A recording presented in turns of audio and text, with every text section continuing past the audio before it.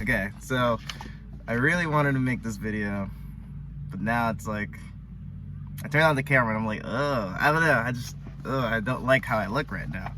But that's not what matters, I guess, but I will be honest, because I try to be as honest and transparent as I can be.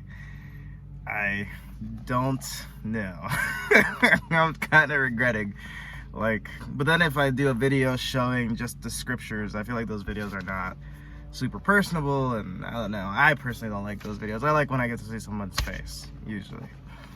But yeah, I don't know. So hopefully, yeah, hopefully it's just all in my head. I don't know, but anyways, what really matters is, so I was reading. I know a lot of people don't like the extra books, and that's cool. Like, you don't have to like the extra books. For me, I've spent a long time listening to other people, a very long time, and I hate it. I want to be done with listening to anybody, and to that extent, of course, like, we should hear each other out. We should definitely listen to whatever Yahuwah and Yahusha are doing through others, you know. But at the same time, you know, I think that Yahuwah has the final say. And I'm not even saying Yahuwah told me to go read the extra books. What I'm saying is, for a while now, I wanted to test out the extra books for myself. And I wanted to just kind of get rid of all the opinions and stuff of men and women and just test it out.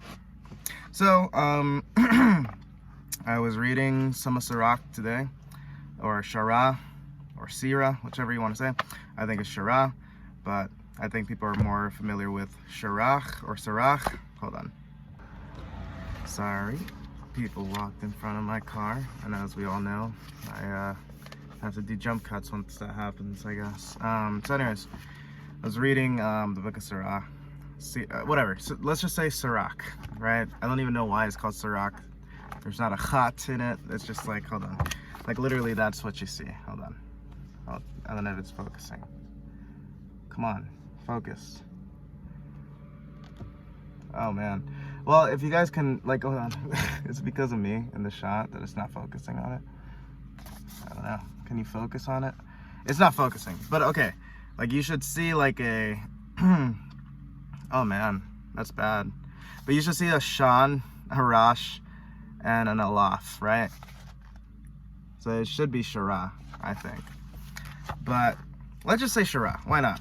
All right. So, yeah, the book of Shara. And so I thought it was really awesome because I noticed a lot of people are struggling, myself included, with a lot of things. And it's bad. Really bad. With everybody. Even if your struggle is worse than someone else's, for that specific person, they're going through it. So it does no good to say, oh, you know, well, mine's is worse, so you shouldn't even feel bad. Like, none of that garbage. We're all going through it. Anyways, so I wanted to read this. Hopefully I will put the verses up as well, which is going to be really hard because I am using the Hallelujah Scriptures version of the Matanim, or I don't know how you would say it. I don't know if they have it. Oh yeah, they do. Ooh, that's a tough one. Matmunim, I think. I don't know if you can see it. I think it would be Matmunim, I think. But anyways, so I don't think they have it online. I can't copy and paste it. So there's gonna be a lot of typing. But I think it'll be worth it, Yahuwah willing. Hopefully there's not gonna be any typos. Yahuwah willing. I was gonna say pray for me, but by the time you see this, I would already have finished it. So that made no sense. But okay. I'm over-explaining. I'm fighting the urge to over-explain what I just said. But I'm gonna go for it and say it anyways. But then again, I don't know if, you know, if like our prayers, even though like we're praying for a past event, could affect the past, because Yahuwah's not stuck to time, and so like maybe, yeah, okay, I'm over-explaining, but whatever.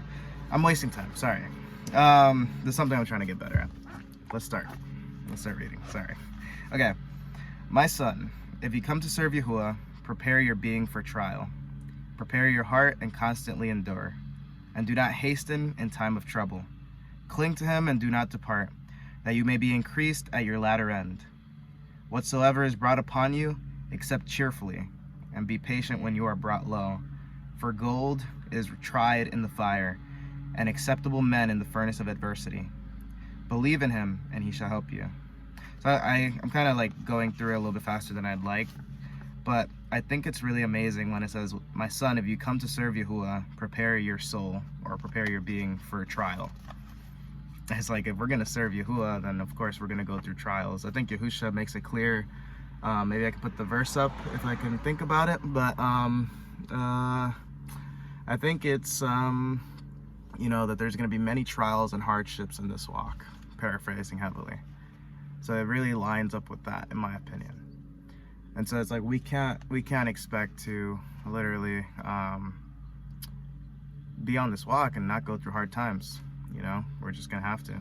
And I think it's all approved or denied by Yahuwah. I do believe that we can believe and take examples from the book of Job.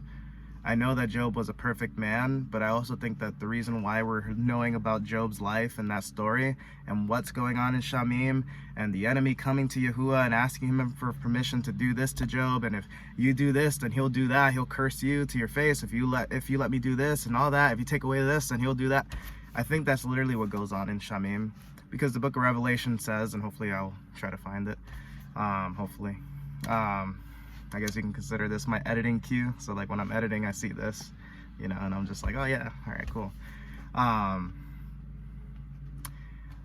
He is the accuser of the brethren. He's the accuser of the brethren. And so I think that there's also another verse that says, you know, that he's thrown down from Shamim to earth, and like, hallelujah, but woe to those on earth. So I do believe that he possibly, I don't know that I know the timeline perfectly, so take it with a grain of salt. I'm not saying that I even fully believe this, because I could be wrong, but I am saying, like, in terms of the timeline. But I do believe that possibly right now he is up there, you know, asking. And I don't think it's just one person. I think the enemy is plural. I think there's so many that are possibly like asking for permission to do this, or having to ask permission and authority to do this. Sorry, there's something distracting going on. But, you know, yeah. So anyways, prepare our heart, prepare our soul for trial. I believe that we're going to have to go through that. So anyways, I believe I stopped at verse 8, if I'm not mistaken. But I will, I'll start at verse 6, because I think that's where I stopped. I'm not sure. Believe in him, and he shall help you. Establish your way, and trust in him. You who revere Yahuwah, wait for his kindness, and do not turn aside lest you fall. You who revere Yahuwah, believe him, and your reward shall not fail. You who revere Yahuwah have expectancy for good, and for everlasting joy and kindness. Look at the generations of old, and see, did any ever trust in Yahuwah and were put to shame? Or did any remain in his reverence and were forsaken? Or whom did he ever despise that called upon him? For Yahuwah is full of compassion and kindness, patient and very tender-hearted, and forgives sins, and saves in time of affliction. So I think that's really amazing. It's just like, really, I feel like we have to just ask ourselves that, you know?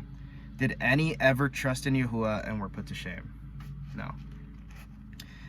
Or, you know, or did any remain in like his fear, his reverence? Like they remained in his reverence, serving him and fearing him, I believe, and revering him, and were forsaken? Like, we know Yahuwah's character. No, it's never gonna happen. And even if you feel alone right now, even if you feel like, oh man, like I've been going through this thing for a long time, for years, for months, for weeks, I feel forsaken, I feel like I've been put to shame. But like the thing is like we read the scriptures and we might see like an event pass by, and then we flip the page or we go down a few verses and then like the person's delivered, right? Or like things just change around for that person right away. And so it's easy to try to like compare that to our lives and say, oh man, you know, like, well, this person in the scriptures, they had a speedy deliverance, or oh man, they had a speedy recovery, or oh man, like their situation changed at a drop of a hat.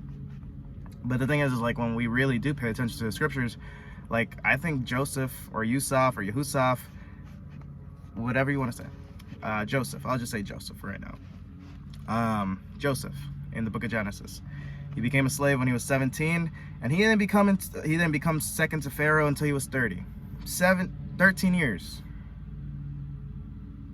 In some of those years, he was literally a slave, and then he was thrown in prison, wrongfully accused for violating someone's wife, which he did not do that, but they falsely accused him, and he was thrown into a dungeon. But Yahuwah's favor was with him throughout all those evil events. It didn't mean that the trial was taken away. He was still thrown in the dungeon. He was still falsely accused, but he became, you know, I forgot what it said he was, but he became something high up even in the dungeon. I forgot the right wording, so I'll probably just, you know, put that, what he became in the dungeon, Yahuwah's favor. And wherever he went, his wisdom followed. Wherever he went, the favor followed. That didn't mean that trials, because again, remember verse 1 of Shirah, chapter 2, prepare your being for trial, prepare your soul for trial. Joseph knew. Joseph went through trials. So many. 13 years. 17 to 30. I'm not even 30 yet. I'm 25.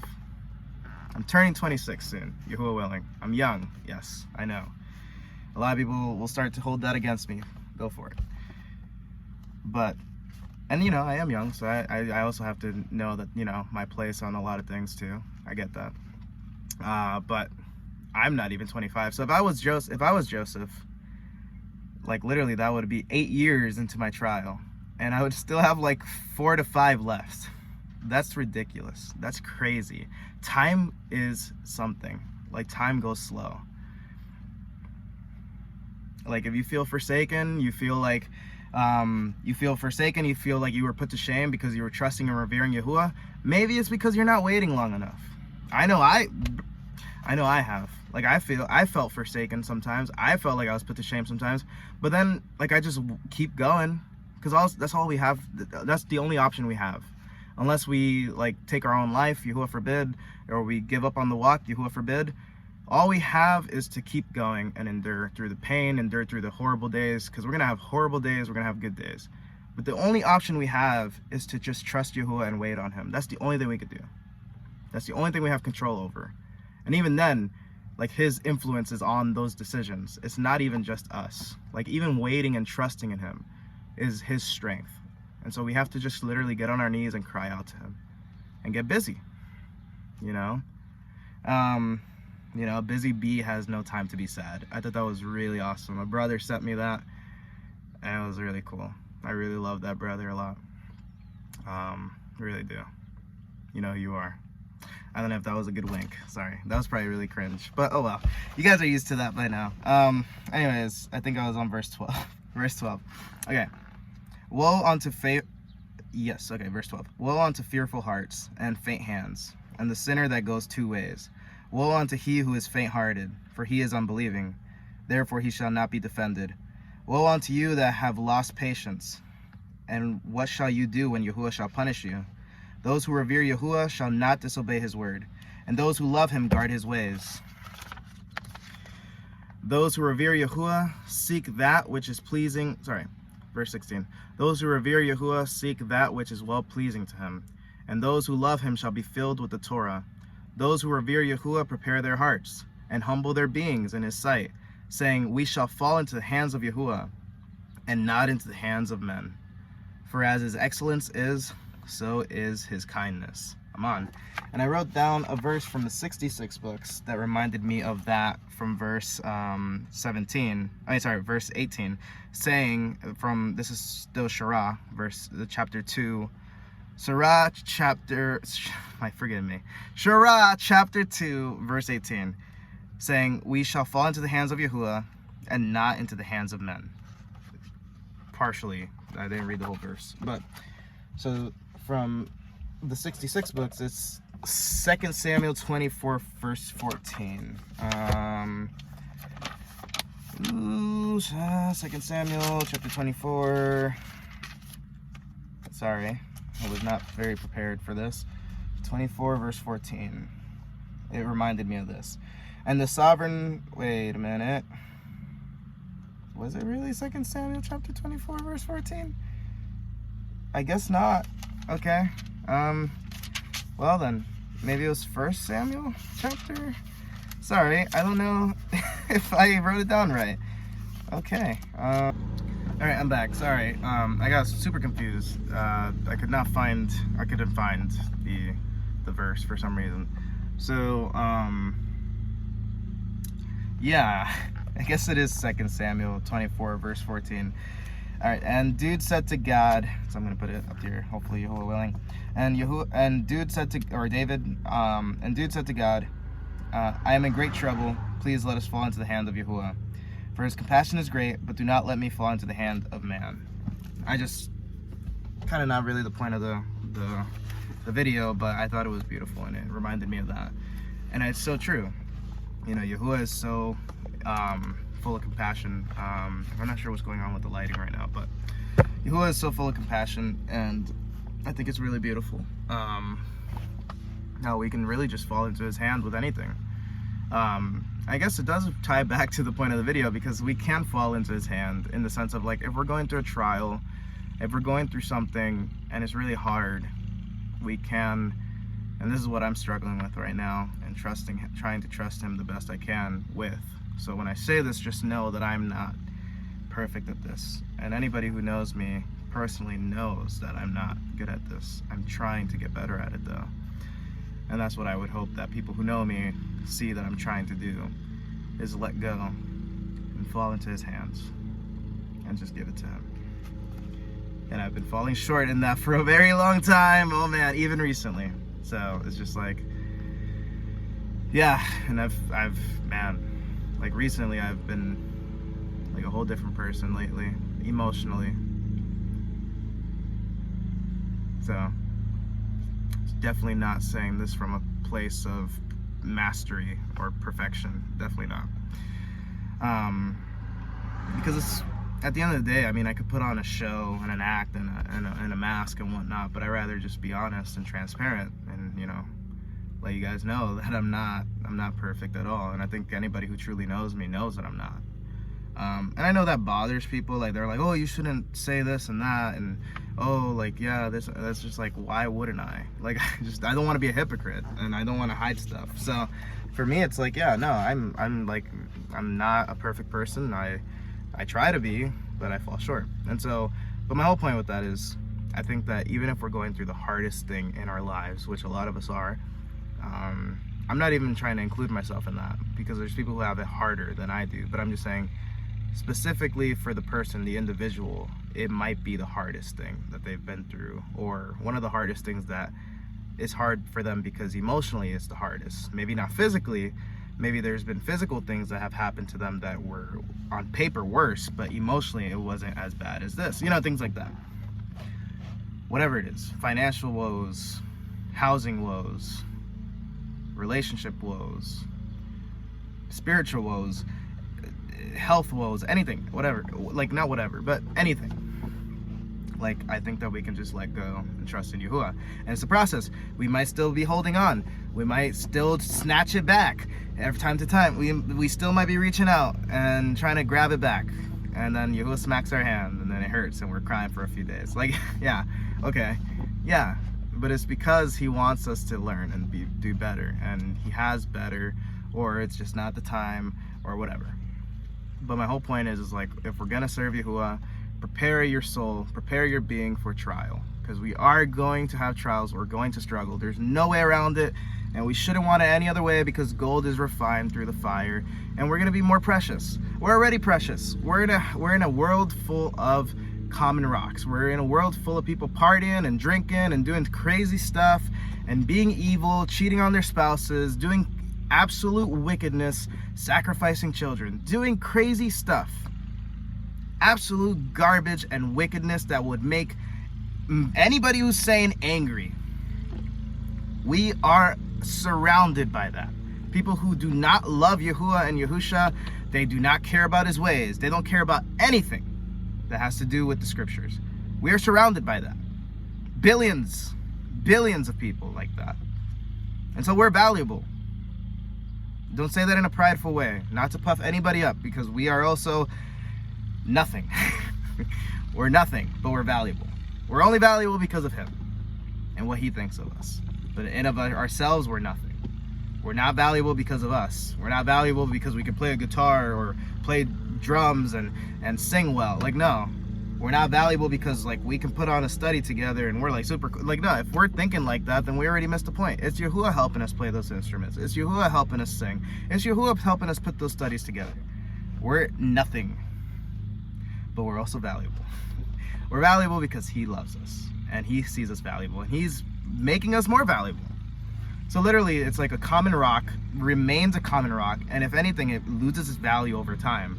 But for us, we're precious gems that are increasing in value every single day. Every trial, we're getting more and more valuable. There's no man on this earth, the richest man on this earth could not buy even one of us because we're that valuable. Spiritually, if we could see how valuable we were spiritually and how many guards, I believe, like messengers, how many guards Yahuwah has over us, we would probably cry. For weeks on end, for months, for years, we would probably cry because we would see how much protection and care he has over us because we're that valuable. And I normally don't talk like this, but I feel led to say this. I believe that we are immensely valuable. And so if you're struggling, if you're going through a trial, just know that there's probably like 50 messengers around you ministering and fighting off the enemy and all these things. Like, literally, Yahuwah has not forsaken you. Literally, there's a few examples I want to say. I don't have the verses, and I don't think I'm going to put them up right now. But I think, like, you know, if you read the word, then you can kind of, you know what I'm talking about through the loose paraphrase. But forgive me that it's a loose paraphrase. I don't have it prepared right now. But, you know, in the book of Numbers, you know, Balaam, the prophet, basically had a donkey. And the donkey, I don't know if animals can see the spiritual. I don't know. But the donkey, for some reason, could see the messenger of Yahuwah, but Balaam could not through his fleshly eyes. I believe none of us can see we can't see the spiritual. We just can't. Some people seem to claim that they can. I don't know if that's true or not. Maybe they can, but for the most part, most people cannot see the spiritual. But the donkey could, and so, you know, for me, I think that's really amazing because when Yahuwah opened the eyes of Balaam, he could see the messenger of Yahuwah, and his whole attitude changed. And another example, I think it's in 2 Kings, when Elisha the prophet and his servant, when the army was coming after them, he was like, "Oh, master, what should we do?" And then he's like, Elisha says, "Do not fear, for those who are with us are more than those who are with them." And then he prayed to Yahuwah. He's like, "Yahuwah, open his eyes so that he may see." And then he saw all these chariots and like all these like messengers, I believe, and like he saw the spiritual, and like then he knew what Elisha saw, because Elisha had a double portion of the Ruach. And so I believe possibly he could see the spiritual, maybe 24/7. I don't know. It doesn't really say, but it does say that he seemed to have known, whether spiritually or if he saw it. Like he already knew, and he asked Yahuwah to open the servant's eyes so that he could see all the provision around them, like all these armies of Yahuwah around, like the army of Yahuwah around them. So for me, it's like when something's precious, you guard it. When something's precious, you don't just leave it. Someone might steal it. Someone might take it. Someone might swoop it up and take it and do whatever with it. And you'd be upset because it's valuable to you and you love it. And you don't want anybody to touch it at all. You definitely don't want anybody to take it for theirs, to be theirs, because you love it and it's valuable. And that's what we are to Yahuwah. And I truly believe that he sets his messengers over us. I think the Psalms says it too. Hopefully I'm remembering correctly. Like he charges his messengers over you, paraphrasing, sorry. But like, you know, I would imagine if you were to see, if Yahuwah were to open your eyes, you would see, I don't know, so many messengers fighting for you. Like there's probably fighting back demons, maybe fighting back fallen messengers. I don't know. I mean, I think even in the book of Daniel, it says like that, oh yeah, I think it was Gabriel, if I'm not mistaken, like I heard your prayer 21 days ago, but I was pretty much hung up, or like I was pretty much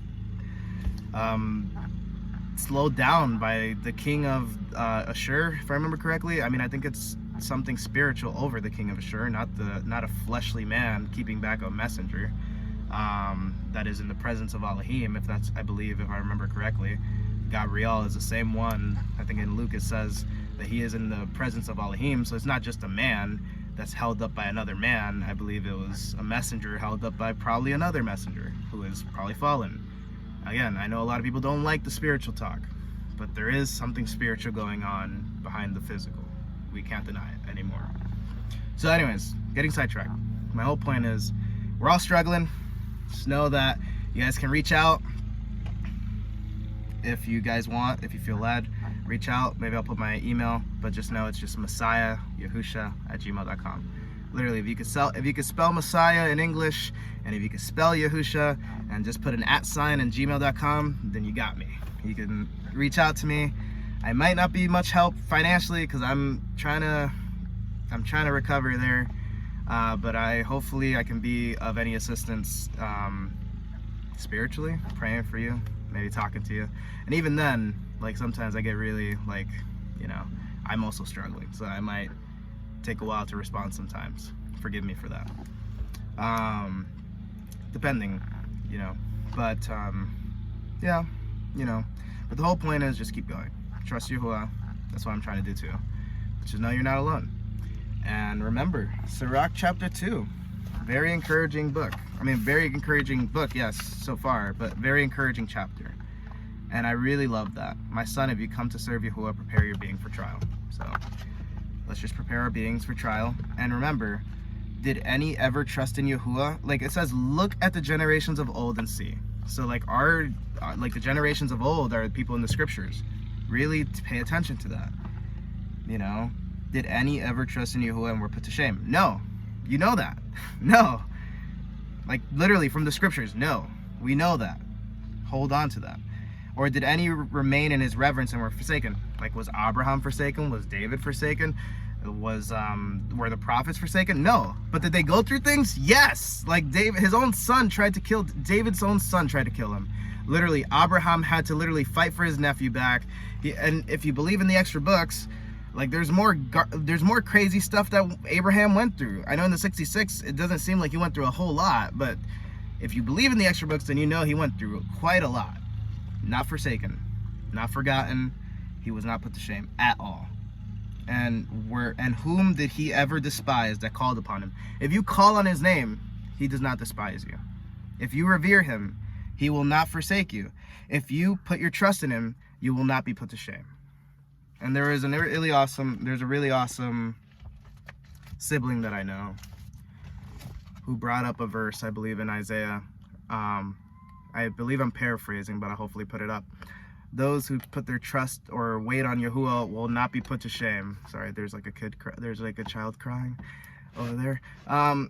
But those who put their trust in Yahuwah will not be put to shame. So I thought that was a really awesome verse that really comforted me at the time. So, and if you know, there's another verse that I feel like Yahuwah has been trying to tell me for years. And I'm trying my best to actually put it into action, and pray for me on that. But it's like, seek first, hopefully I'm not paraphrasing, I think I might be, but seek first the reign of Elohim and all these shall be added onto you. And it's like, if you are struggling because you're lacking something, whether food, clothing, shelter, a spouse, anything, seek first the reign of Elohim and all these shall be added onto you. So it's like, all right, like let go, struggling with that myself. Let go, give it to Yahuwah. Seek first the reign of Elohim. Literally, the whole thing that I'm trying to get at is like, let's just literally dive headfirst into serving him, and whatever we need is just gonna come meet us by surprise, hopefully, you know? I told someone very special to me, and I haven't been doing a very good job at this, but I've told someone very special to me that, you know, with Adam and Yahuwah, Adam and Eve, basically, you know, when Adam was so focused on the rain, well, yes, I believe, what Yahuwah told him to do, you know, tend to the garden and other things, I believe, you know, like naming the animals, you know, taking care of the garden, then like Yahuwah of his own heart, I don't even think Adam noticed that none of the animals were his helpmeet, obviously, right? But I believe, but Adam was just so focused on the task at hand, and Yahuwah out of his own heart was like, I am going to make a helpmeet for him, and I'm going to bring. So it's just like, if you're worried about a spouse, if you're worried about food, clothing, anything like that the nations worry about, like, he will, like, out of his own heart give it to you. But just, I believe he wants to spend more time with you, and you seek his reign. And, you know, I think that whatever it is, when you're so busy with the reign and you're not focused on the other thing, I think it'll just catch you off guard when it's like right in front of you, and it was from the hand of Yahuwah. And if it's from the hand of Yahuwah, it'll be better than anything that you could produce or provide for yourself by your own hands. And pray for me that I can truly believe that and practice that. I've been struggling with that. So in no way is this coming from a perfected or mastered, like I have no mastery in this, I have no perfection in this, is what I'm trying to get at. Anyways, I love you guys. Shalom. Feel free to reach out via email, and know that I love you guys a lot. It's probably a long video, but hopefully you guys like it. Hopefully it's like us fellowshipping together. So yeah, shalom.